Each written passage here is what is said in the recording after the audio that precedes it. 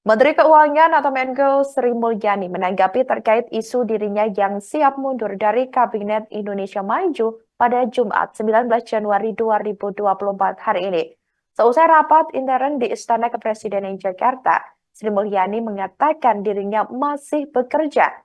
Ia pun mengaku tidak menggubris mengenai isu tersebut. Sambil berjalan ke arah mobil dinasnya, Sri Mulyani mengatakan dirinya masih tetap terus bekerja. Sri Mulyani kemudian tersenyum saat merespons wacana tersebut, termasuk saat ditanya mengenai isu dirinya yang berseberangan dengan Capres nomor urut 2 Prabowo Subianto. Sebelumnya diketahui saudara, Faisal Basri, seorang ekonom senior, menyerukan sejumlah menteri di Kabinet Presiden Jokowi bakal mundur.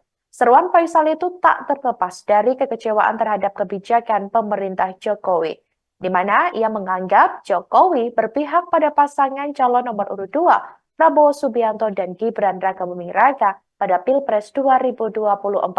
Pernyataan itu disampaikan Faisal Basri dalam Political Economic Outlook 2024 di Tebet, Jakarta Selatan pada Sabtu 13 Januari 2024 lalu.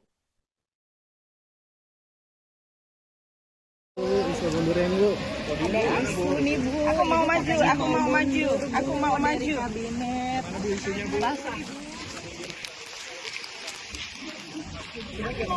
Iya Bu, sambil maju Bu, mungkin bisa dijawab Bu. Boleh Bu, sedikit ya Bu, soalnya biar mereda isu yang kemudian berkembang. Mohon izin Mas, Iya. mohon izin Mas, mohon izin. Tapi wacana yang berkembang Bu, betul nggak Bu kira-kira Bu?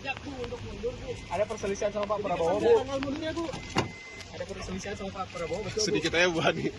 Mohon izin ya Mas ya, mohon izin ya. Siap.